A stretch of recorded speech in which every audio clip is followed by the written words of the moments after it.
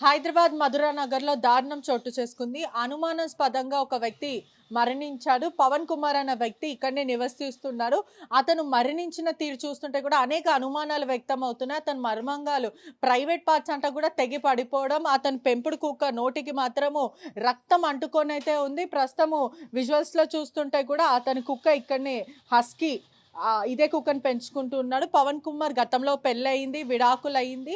ఒంటరిగా ఇక్కడ ఉంటున్నాడని తెలుస్తుంది. తెల్లారుజామున వరకు అతను అనుమానాస్పదంగా పడుకొని ఉన్నాడు.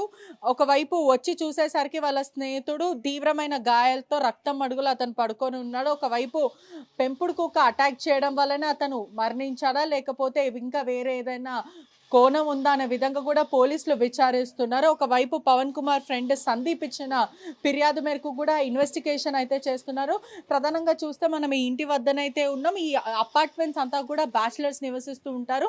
ఒక్కొక్క రూమ్‌లో అంటే ఒక్కొక్క ఫ్లాట్‌లో సుమారుగా 4-5 వరకు బ్యాచిలర్స్ ఉంటారు. కొంతమంది సాఫ్ట్‌వేర్ ఎంప్లాయీస్, మరికొంతమంది వర్కర్స్ ఇవన్నీ కూడా అనేక మంది అనేక సెక్టార్స్‌లో పనిచేస్తూ ఉంటారని కూడా తెలుస్తుంది. ఇక్కడ పవన్ కుమార్ అనే వ్యక్తి ఒక గోల్డ్ షాప్‌లో క్యాషియర్‌గా తెలుస్తుంది. ఇతని దగ్గర లగ్జరీస్ బైక్, లగ్జరీస్ కార్స్, డబ్బు అంతా కూడా ఉన్నాయి. ఎవరు కూడా ఉండేవాళ్ళు కాదు. పవన్ కుమార్ మరి అతని ఫ్రెండ్ సందీప్ ఇక్కడ నివసిస్తూ ఉంటారని కూడా క్లియర్‌గా తెలుస్తుంది.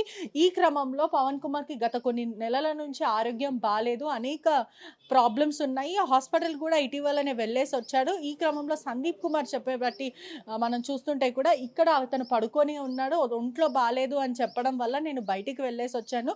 ఈ క్రమంలో నేను ఇంటికొచ్చి చూసేసరికి అతను ప్రైవేట్ పార్ట్స్ అంతా కూడా కింద పడిపోయి ఉన్నాయి. ఆ తర్వాత మూతికి మాత్రం కుక్క ఏదైతే ఇప్పుడు మనం చూస్తూ ఉన్నామో అతని పెంపుడు కుక్క మూతికి మాత్రం రక్తం అంటుకొని ఉంది అని కూడా చెప్తూ ఉన్నారు. చాలా క్లియర్‌గా కూడా దాని మూతికంతా అంటుకొని ఉంది అంటూ కూడా అక్కడ కింద స్థానికంగా ఉన్న వాళ్ళైతే చెప్తూ ఉన్నారు. ప్రధానంగా చూస్తే కుక్క దాడికి చనిపోయి ఉంటాడా? లేదంటే ఇంకా అనుమానాలు అనేక అనుమానాలు వ్యక్తం వస్తున్నాయి. కొందరు మాత్రము గడి బయట నుంచి వేస్తుంది అని కొందరు చెప్తున్నారు. కొందరు మాత్రం సందీప్ చెప్పే ప్రకారం లోపల నుంచే గడి వేసుకున్నాం, మేము పగలగొట్టాము అంటూ కూడా సందీప్ చెప్పుకుంటూ వస్తున్నారు. పోలీసులు మాత్రం పలు అనుమానాలు వ్యక్తం అవుతున్నాయని చెప్తున్నారు. ప్రధానంగా కూడా క్లూస్ టీమ్ ఆధారాలంతా సేకరించుకొని గాంధీకి బాడీని షిఫ్ట్ చేసింది. ప్రధానంగా పవన్ కుమార్ అనే వ్యక్తి కూడా ఒక గోల్డ్ షాప్‌లో క్యాషియర్‌గా పనిచేస్తూ ఉంటాడు. లగ్జరీస్ కార్స్, లగ్జరీస్ బైట్ అంతా లావిష్ లైఫే ఉంటుంది. ప్రధానంగా అందరితో చాలా మంచిగా మాట్లాడుతూ ఉంటారు. సన్నిహితంగా ఉంటారు. అతనికి శత్రువులు కూడా ఎవరు లేరంటూ కూడా బిల్డింగ్ వాసులు, బ్యాచిలర్స్ చెప్తున్న పరిస్థితి కనిపిస్తుంది.